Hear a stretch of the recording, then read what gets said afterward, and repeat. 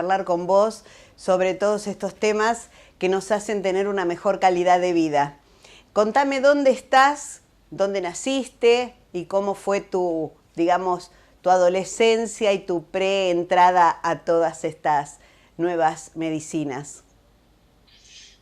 Bueno, Silvia, muchas gracias por la oportunidad y un saludo muy cordial y afectuoso a tus televidentes. Bueno, estoy en Perú, soy de Perú, de Lima. Mi adolescencia transcurrió en la ciudad de Lima. Creo que como todo joven, de una ciudad, bueno, tuvo inquietudes por aprender, conocer, leer, investigar, algunas veces viajar. Verdaderamente en mi adolescencia y te diría en mi juventud, yo estaba un poco apartado de lo que hago actualmente. O lo que hacía no tenía absolutamente nada que ver con lo que hago el día de hoy. Pero, bueno, con el tiempo uno va encontrando un camino, tú sabes, ¿no? Y llegué a la nueva medicina, que es lo que hago, hace 20 años. ¿Fue porque conociste gente que te llevó a eso? ¿Porque empezaste a investigar? ¿Cómo fue tu llegada a esta nueva medicina? Mira, Silvia, fue bastante fortuito, pues yo hace 25 años tenía interés por las terapias complementarias. El motivo era que yo padecía de una condición de salud, de una enfermedad, ¿no? Entonces me traté con la medicina convencional, después conocí las medicinas, las terapias alternativas, en el afán de conocer un poco más respecto a lo que estaba experimentando yo mismo. Comencé a investigar sobre la medicina complementaria y en una de esas leí en internet, porque estoy en internet desde el año 98 más o menos, o sea, tengo también un poquito de tiempo en internet, descubrí la nueva medicina germánica, ¿no? De un planteamiento que en ese entonces era absolutamente contrario a lo que se conoce en la medicina hegemónica. Me llamó mucho la atención y bueno, aquí estoy. ¿Qué es la medicina germánica, Eduardo? Es una escuela de conocimiento. La gran mayoría de personas que escuchan la palabra medicina lo suelen asociar con la medicina de hospital, ¿no? Y los tratamientos de la medicina alópata convencional. Pero esto es verdaderamente una escuela de conocimiento, es una forma diferente de abordar u observar qué cosa es la salud, qué cosa es la enfermedad, ¿no? Y todo esto parte de un principio biológico relacionado con ciertos mandatos, ciertas leyes biológicas. Tú sabes, una ley de la naturaleza, por ejemplo, la ley de la gravedad, ¿no? Independientemente de cuántas veces haga el experimento, el resultado siempre va a ser el mismo. Bueno, en biología y en las ciencias naturales también se da el mismo fenómeno. Es decir, que hay circunstancias, hay situaciones que independientemente de la creencia que tenga, siempre se van a repetir en uno, ya sea en el señor musulmán, el judío, el cristiano, etcétera, etcétera. Entonces, esta escuela de conocimiento nos permite entender cuál es la raíz y cuál es el origen real, el origen además fáctico de cualquier enfermedad. ¿Esto se rige por las 5 leyes biológicas de Hammer? Sí, el doctor Hammer descubrió 5 leyes biológicas, pero no las descubrió, digamos, de una manera instantánea. Fue un proceso.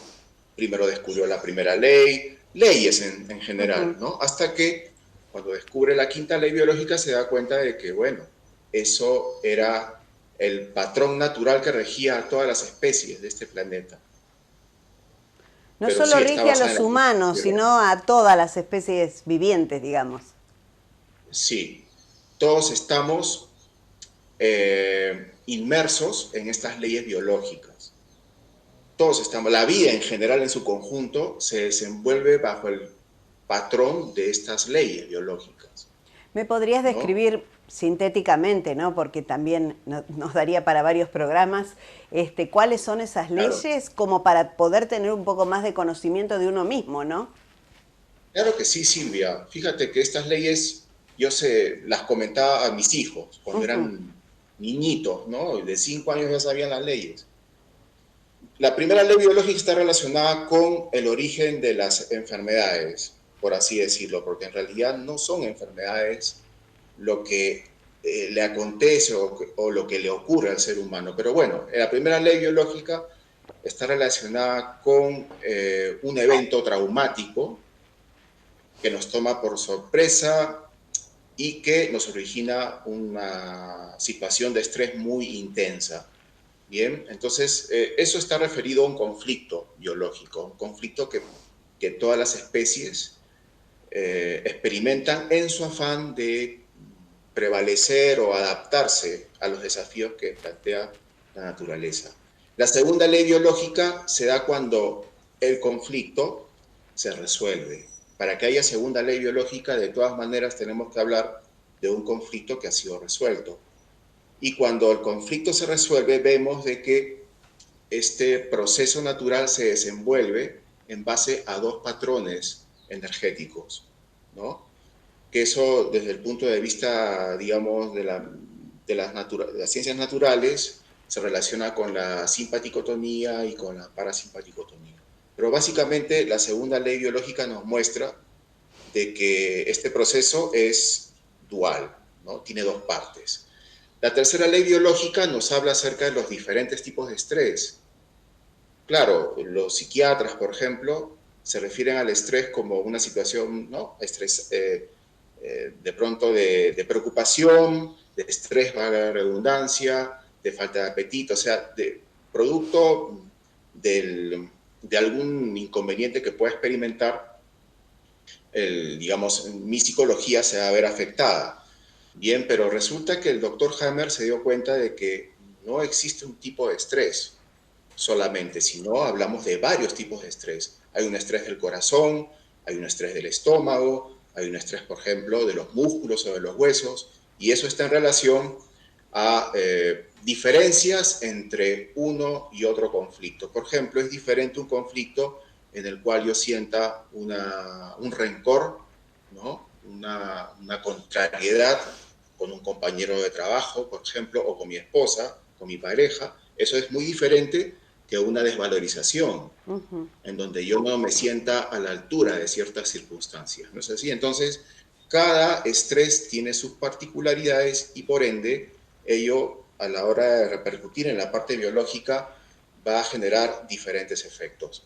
La cuarta ley biológica está referida al papel de los microbios, porque se le achaca el origen de muchas enfermedades a estos microorganismos. El doctor Hammer se dio cuenta que en realidad no son los causantes de las enfermedades, sino más bien colaboran en el proceso de recuperación del equilibrio biológico, ¿no? O la homeostasis, como dicen los profesionales de la salud. Y la quinta ley biológica está referida a el sentido biológico de estos procesos. Hay muchas condiciones, ahora mal llamadas enfermedades, en donde lo que la gente, ¿no? El común de las personas denomina enfermedad, resulta que en la ciencia curativa es un proceso con pleno sentido biológico. De pronto, la pérdida de memoria, ¿no? Que es considerado, ¿no? Una condición, una enfermedad, incluso cuando la misma es grave, en la nueva medicina germánica eso tiene pleno sentido biológico. O digamos una gastritis, también es considerada desde el punto de vista de la medicina hegemónica una enfermedad, pero resulta que en la nueva medicina eso tiene también pleno sentido biológico. ¿No es así? O cualquier tipo, diferentes tipos de cáncer. Resulta que todos también constan de pleno sentido biológico. Por supuesto que hay situaciones en donde no hay sentido biológico. Por ejemplo, unos cálculos renales o vesiculares, eso más bien obedece ya a otras circunstancias. Pero bueno, ya te di en resumen la descripción de estas 5 leyes, Silvia. ¿Vos podrías, Eduardo, ponerme algunos ejemplos? Por ejemplo, vos citaste enfermedades muy comunes en este momento, citaste el cáncer, que cada vez hay más, citaste la gastritis, que cada vez hay más, o problemas de corazón. ¿Vos me podrías, la pérdida de memoria, ¿no? Que cada vez ataca a gente más joven, cuando antes parecía una enfermedad de la vejez. ¿Vos me podrías poner algunos ejemplos de cómo esas enfermedades aparecen desde el punto de vista de la medicina germánica? Claro que sí. Rápido. Y un solo ejemplo. Si quieres, de ahí podemos ir desglosando el mismo. Cuando una persona experimenta un conflicto de separación y sufre por la pérdida del contacto con nuestros seres queridos, de pronto puede ser su pareja, sus hijos, sus amigos, sus compañeros de trabajo, de pronto alguien que está muy acostumbrado al entorno de trabajo y lo envían a otro país. ¿Es así? Entonces uno pierde la posibilidad de tener el contacto físico. Yo sé que existen medios virtuales con los cuales podemos mantener cierto tipo de contacto, pero obviamente No eso es es lo muy mismo. diferente, claro, al contacto, al beso. En Argentina, por ejemplo, ustedes se saludan con besos, tanto hombres como mujeres, el abrazo, eso es algo muy importante, ¿no? Desde el punto de vista biológico, los mamíferos, sobre todo, necesitan del contacto para establecer, ¿no?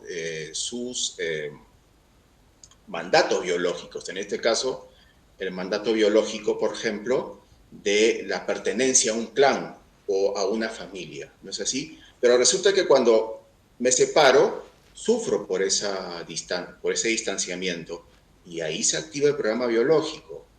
Eso genera básicamente pérdida de tejido a nivel de las células de la epidermis del cuerpo, sobre todo obviamente de la zona del contacto, que pueden ser los brazos, puede ser el cuello, el rostro.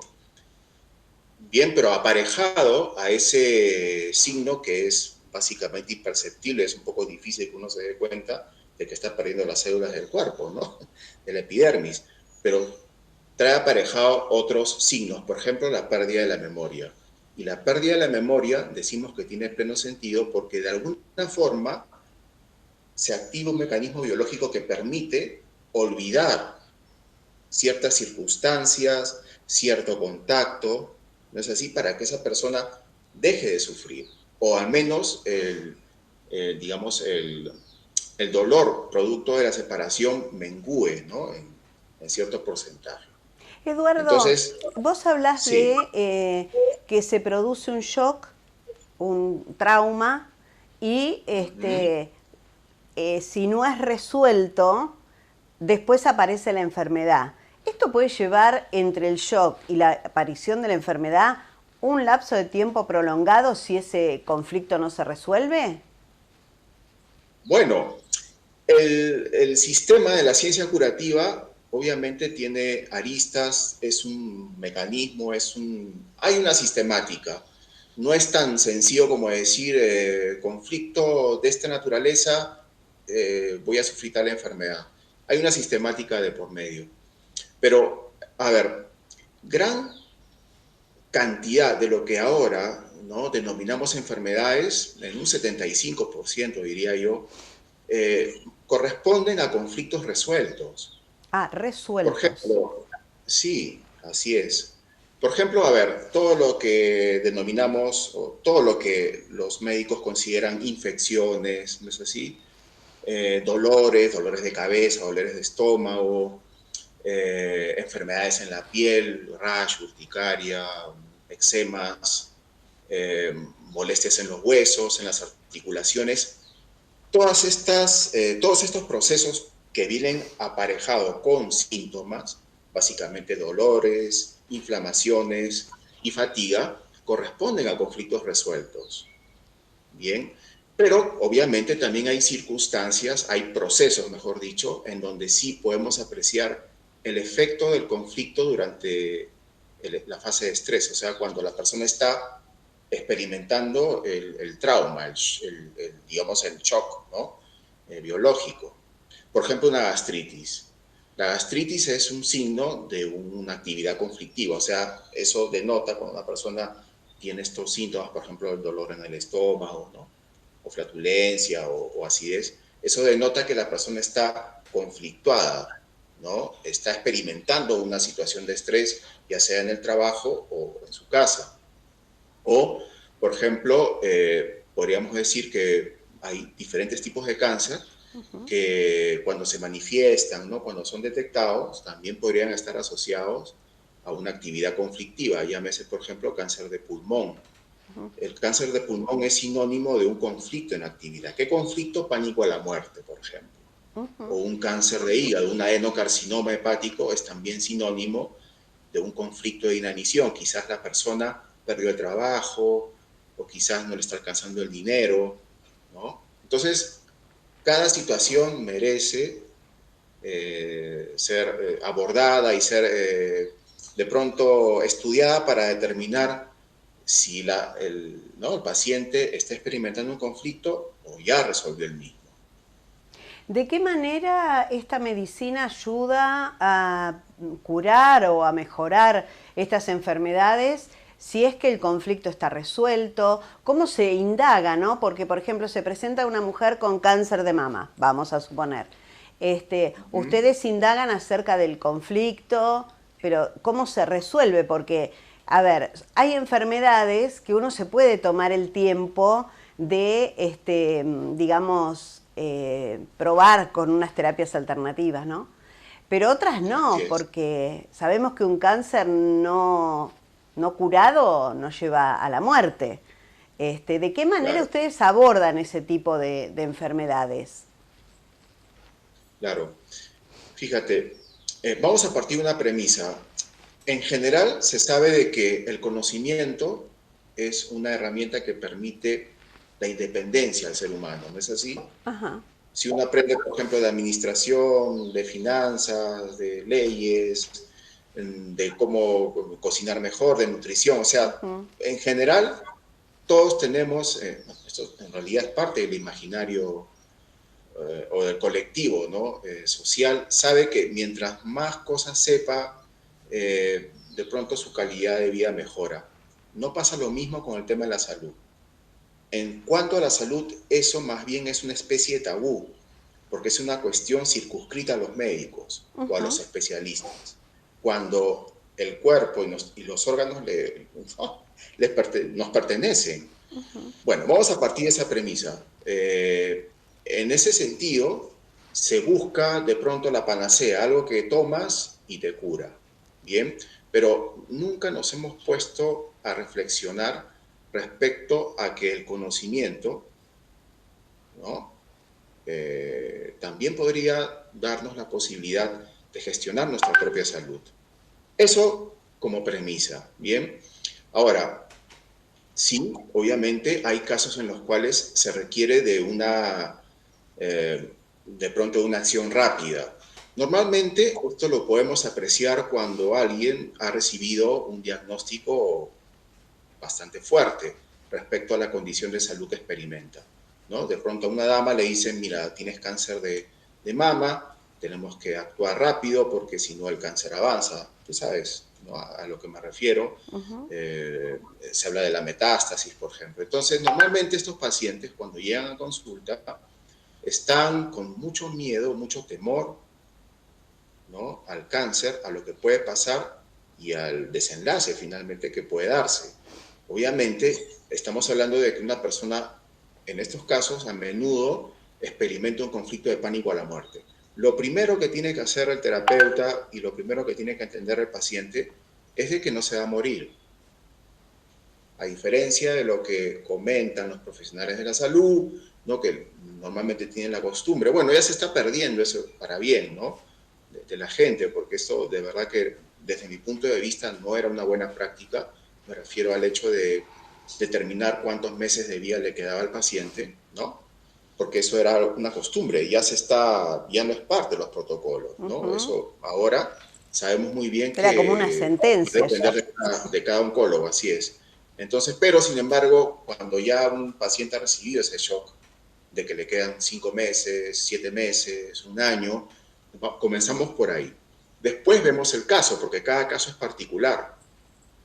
Bien, de pronto sí, hay casos en los cuales un paciente va a requerir de una cirugía, una intervención. De pronto, si una persona tiene bueno, un tumor en el colon, de pronto, si la persona experimenta una obstrucción o una parálisis en el intestino delgado, ¿no?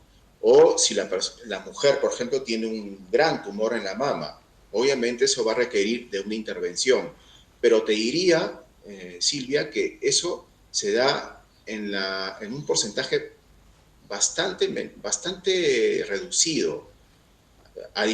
Bueno, las personas que nos escuchan por primera vez les puede sorprender, pero en gran cantidad de casos, todas estas enfermedades en realidad están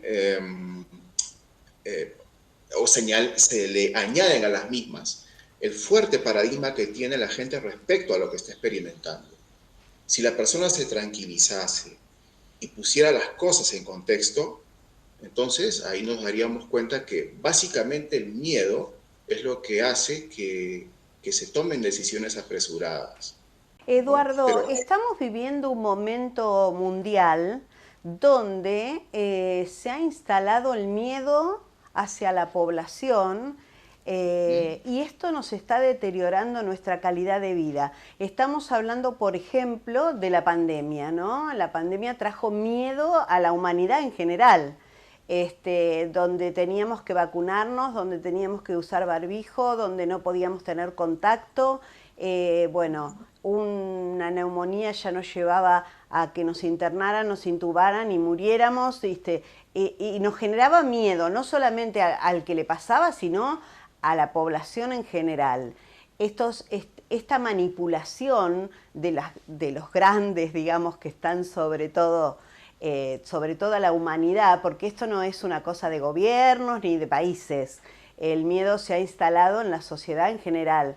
Esto hace también que nosotros nos enfermemos a partir de ese miedo que sentimos o que los medios de comunicación nos están bombardeando permanentemente. sí, sí, Silvia, fíjate, el miedo siempre existió, ¿no? Una de las formas más efectivas, ¿no?, de manipular a las personas es básicamente a partir del miedo ancestral que tiene todo el ser humano, pues, a la muerte, ¿no? Pero si uno repasa lo que sucedió antes en el siglo XX, siglo XIX y XVIII, hasta los albores de la humanidad, los inicios, al menos por las referencias que tenemos, siempre ha sido una forma de manipular a la gente. Lo que pasa es de que ahora estamos inmersos en la era de la información y de alguna forma hay muchas personas, hay mucha gente que tiene la posibilidad de pronto de sacar ciertas conclusiones, ¿no? Aunque claro, también esa misma era de la información ahora confunde a la gente. Entonces, nunca mejor que ahora, ¿no?, desde mi punto de vista, se hace necesario tener un conocimiento que nos permita, de alguna forma, acceder a cierto tipo de independencia, al menos en cuanto a nuestra salud, ¿no? Desde ese punto de vista, yo veo absoluta y tremendamente útil a la ciencia curativa germánica, que es la nueva denominación. Antes se llamaba Nueva Medicina Germánica y el mismo doctor Hammer cambió el nombre, le quitó la palabra medicina para denominarla simplemente ciencia curativa germánica, ¿no?, porque verdaderamente es un sistema científico. Entonces, verdaderamente hay muchas posibilidades ahora, actualmente, para que el ser humano entienda mejor sus procesos biológicos. Repito, son nuestros órganos, es nuestro cuerpo, es nuestro cerebro, es nuestra alma, ¿no? Y por lo tanto, el ser humano tiene digamos, todas las posibilidades y toda la entidad para poder gestionarlo.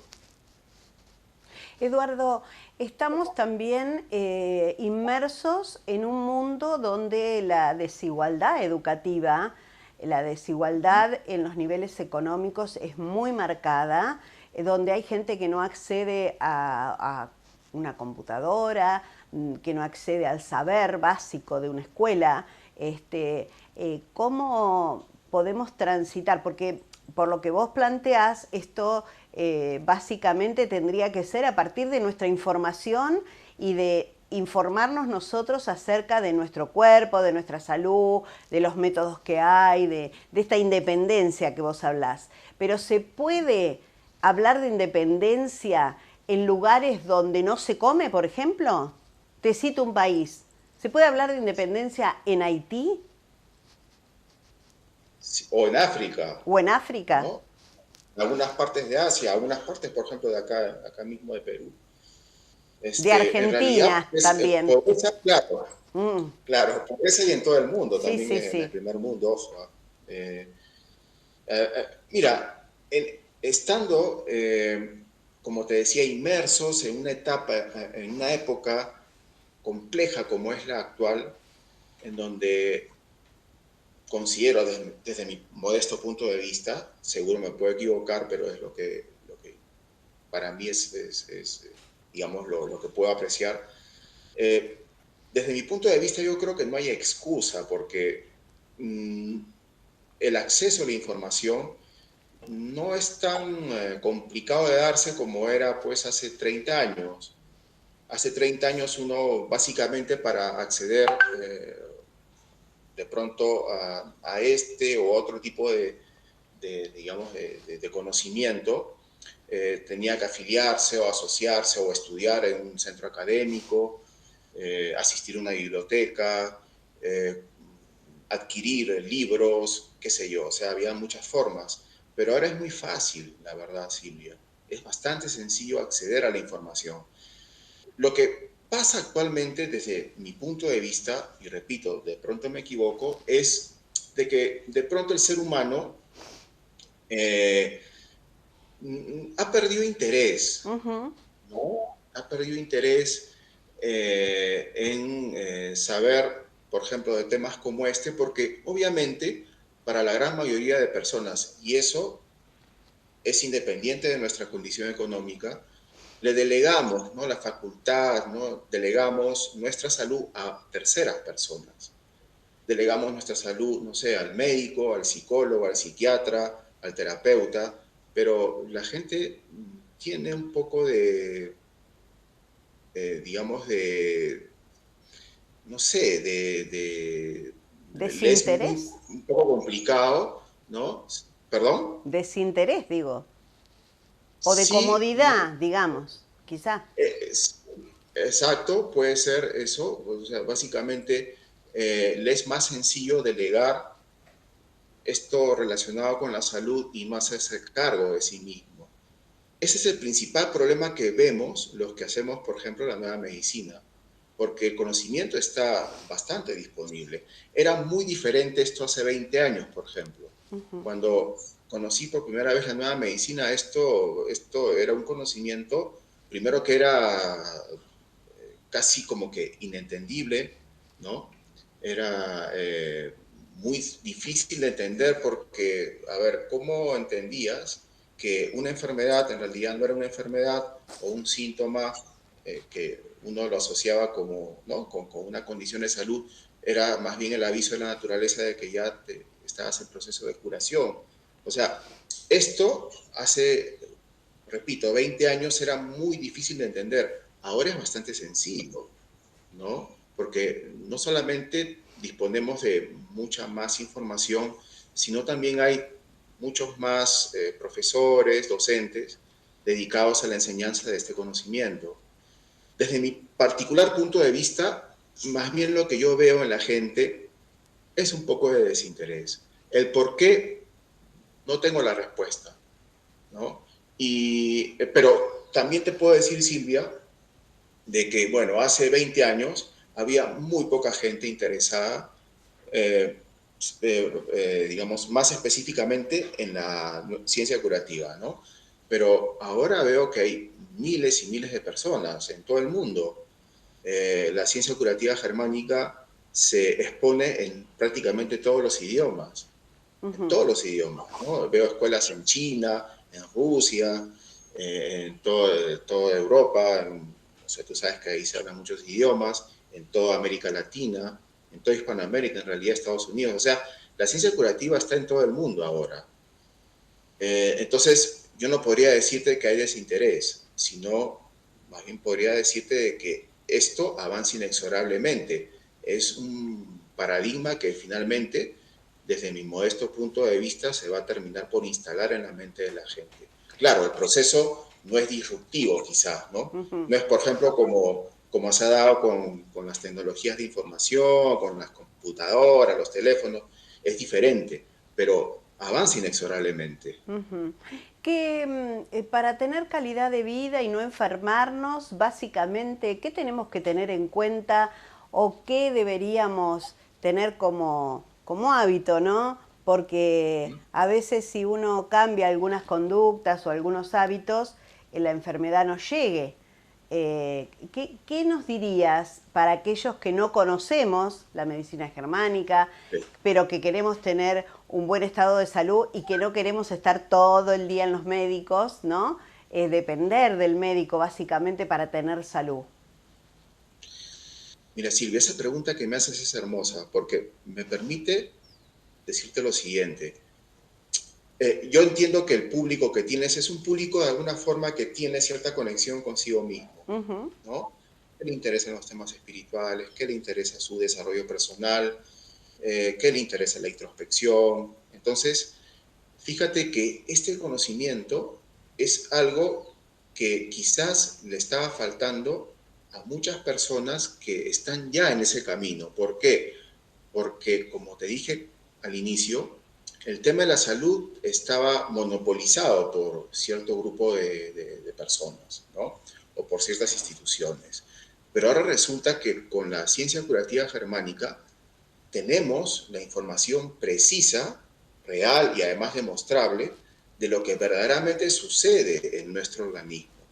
Como quiera que, y esto aún se acentúa aún más en alguien que ya tiene esta capacidad de introspección, este Ujú. autoconocimiento, verdaderamente se vuelve prácticamente una liberación. Porque hay una ley biológica, la quinta ley biológica, que a mí me parece bellísima. Por lo siguiente, Silvia, fíjate que porque esto no es propiedad de la medicina hegemónica. Sí, la medicina hegemónica ahora, bueno, como hacen grandes negocios con la salud de la gente, entonces obviamente es fácil para ellos insuflar miedo y bueno, colocan a una persona en la maquinaria Ujú. del sistema y bueno, lo único que hacen es sustraerle, ¿no?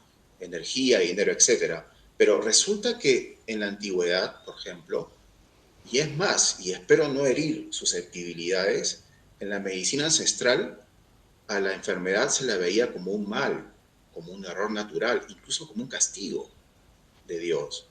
Karma, Ujú. pero no es así. No es así, Silvia. Resulta que la enfermedad simplemente, y esto, ojo, repito, no está circunscrito a la medicina moderna, también a la medicina ancestral, a la medicina en su conjunto. ¿Es así? La medicina era un mal prodigio. La medicina era, como te dije, hasta un error de la naturaleza, un castigo, hasta un castigo divino incluso. Y eso inclusive lo afirmaban supuestamente maestros, gente que estaba plenamente conectada con la divinidad. Pero resulta que eso no era cierto. Yo mismo entré, de verdad, en una crisis, una especie de crisis existencial.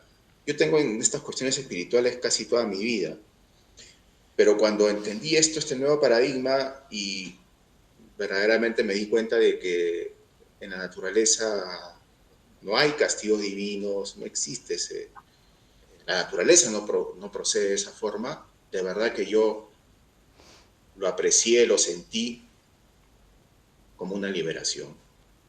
Entonces, yo de verdad que a toda persona, sobre todo cuando tiene esta cercanía, ¿no? Esta facilidad de estar más pendiente de sí mismo, trato de hablarles de la nueva medicina, porque veo en muchas personas espirituales que todavía se mantiene ese miedo, ¿no? Ese miedo, ese temor a enfermarse. ¿Sería el secreto entonces no sentir miedo? digamos, para poder vivir libremente y transitar la vida, digamos, con mejor calidad de vida, ¿no? ¿Sería el miedo Sí, la palabra, digamos, sí, central en esto? fíjate, a ver, de pronto alguien que conoce la medicina complementaria, alternativa, las terapias alternativas, ¿no? Aunque claro, a la medicina china o ayurvédica le dicen también terapias alternativas, pero eso no es terapia alternativa, eso es medicina de verdad, ¿no? Pero bueno, ahora lo denominan medicina alternativa. Pero de pronto, como quiera que en estas terapias o en estos sistemas también se establece que la enfermedad es un error, entonces la aplicación de las diferentes terapias tiene como objetivo curar a alguien. Bueno, en la nueva medicina no es así, es diferente. En la nueva medicina básicamente lo que uno hace es comprender sus procesos biológicos y ver las cosas desde otra perspectiva, desde otro ángulo. ¿Cuál sería Dicen ese por ahí, ángulo, Eduardo? el ángulo es, primero, obviamente, entender las 5 leyes biológicas y darse cuenta uno mismo de que la naturaleza no comete errores, de que cuando uno se tranquiliza, pero obviamente esa tranquilidad viene después de cierto conocimiento. Tenemos que tomarnos nuestro tiempo, ¿no es así? Porque uno puede, a ver, cualquier persona puede tener una predisposición, no sé, para el yoga, para la meditación, para el conocimiento esotérico, pero normalmente estas personas tienen que encauzar todo lo que tienen incorporado para de pronto ejercer, ¿no es así? Esa capacidad o ese don, ¿no? Que, bueno, con el que llegó a este mundo. Aquí también es igual. Uno de alguna forma necesita tomarse su tiempo, ¿no? Fíjate que en Europa la gente se toma su tiempo para el conocimiento, por ejemplo, para el arte, ¿no? Se va a una obra, una ópera, están 5 horas en un teatro. Es algo, por ejemplo, que nosotros bueno, Argentina quizás también sea así, pero en general en América Latina la gente como que no tiene tanta paciencia como para estar pues 5 horas en un teatro. Pero normalmente la gente allá sí. Entonces, es básicamente hacer eso, tomarnos nuestro tiempo para adquirir un conocimiento que nos va a liberar en cuanto a nuestra salud. Y yo digo, no es lo más importante en el ser humano y además, ¿no? Estamos llamados a conservar nuestra salud. ¿No crees que vale la pena ello? Totalmente, Yo creo que sí, totalmente. ¿no? Totalmente nos merecemos una calidad de vida y preservar la salud. Yo me pregunto también que es un proceso que no lo podemos, a ver, tomar cuando uno ya está enfermo, ¿no? Creo que esto es un camino, una forma de vivir, una filosofía de vida, porque no Sí, enfermarnos significa haber hecho un trabajo previo, me parece a mí, ¿no? Que una vez que uno está enfermo, bueno, buscará la solución o también complementará con estas cosas la solución. Pero digo, qué importante es que esto uno lo vaya teniendo desde que es chico, desde que es adolescente, de que empiece a que nos entre en la cabeza de que hay otra manera de vivir que no es el consumismo, el miedo, el apuro, ¿no? Esto es bueno sí, transmitirlo a los jóvenes también. así es. Mira, dices cosas tan bonitas que se me ocurre una cosa, después se me ocurre otra y se me ocurre otra, después como que me pierdo. Pero, por ejemplo, respecto a lo que dijiste, ¿no? El doctor Hammer hacía una referencia al hecho de querer aprender la nueva medicina cuando uno ya estaba enfermo, ¿no? Y era tan igual como querer aprender a nadar cuando te estabas ahogando. Exacto. Entonces, obviamente eso no es lo ideal. Lo ideal es aprender, y no solamente aprender de medicina, aprender de cualquier otro tipo de conocimiento que a nosotros nos ayude a crecer. Cuando tenemos la posibilidad de hacerlo, ¿no? Cuando tenemos el tiempo, tenemos la disposición y tenemos sobre todo salud. Entonces, sí, así debería ser, pero bueno, eh, andamos un poco distraídos. Andamos distraídos y andamos apurados, creo, ¿no? Me Sí, parece que uno tiene que parar, que detenerse, que disfrutar de la vida y disfrutar de todo lo que la naturaleza nos da. Yo creo que estamos transitando por ahí un replanteo de cómo queremos vivir, ¿no? Y hay mucha gente que está en este cambio. Obviamente habrá gente que no va a cambiar nunca, bueno, tienen la libertad de no hacerlo, pero hay gente que, por ejemplo, se va a sentar a escuchar esta charla y le va a despertar algo como para decir, bueno, voy a investigar, voy a leer, no sé nada de esto, a ver de qué se trata. Sí, claro. Sí, yo te agradezco infinitamente la oportunidad que me da, Silvia, de estar contigo, de compartir estas cosas contigo, con tu público, que sé que es numeroso. Y de verdad que a mí me agrada, me encanta hacer este trabajo porque no es simplemente o no es meramente una labor, una actividad, sino también es una forma de hacer llegar un mensaje, ¿no? Eh, y, y quién no quiere, pues, sentirse mejor consigo mismo y quién no quiere ayudar a la gente. Yo creo que todos tenemos esa vocación, ¿no? En el fondo de nuestra alma siempre tenemos esa chispita, eso que nos mueve a querer ayudar al prójimo. O sea, esa es la naturaleza real del ser humano. El ser humano trabaja, somos mamíferos y los mamíferos trabajan en cooperación. Es un mandato biológico, ni más ni menos. Pero claro, hay cosas que nos han querido imponer, que en cierta forma también tiene sentido, pero a la larga, cuando no hay un objetivo común, cuando no hay un bien común que preservar, suceden estos fenómenos, lamentablemente. Pero bueno, espacios como el tuyo considero que ayudan a muchas personas a encauzarse positivamente y a estar bien consigo mismo, ¿no? Eduardo, yo te agradezco muchísimo esta charla, se nos acabó el tiempo lamentablemente, pero bueno, creo que dejamos una puertita abierta como para que la gente investigue, se conecte con vos, ¿por qué no? A través de las redes, ya vamos a poner los datos para que la gente pueda escribirte y conocer un poco más de esta nueva medicina germánica que como vos decís, de a poquito va avanzando en todos los aspectos y nos lleva a vivir un poco mejor. Muchísimas gracias, Eduardo. No, Silvia, gracias a ti, de verdad.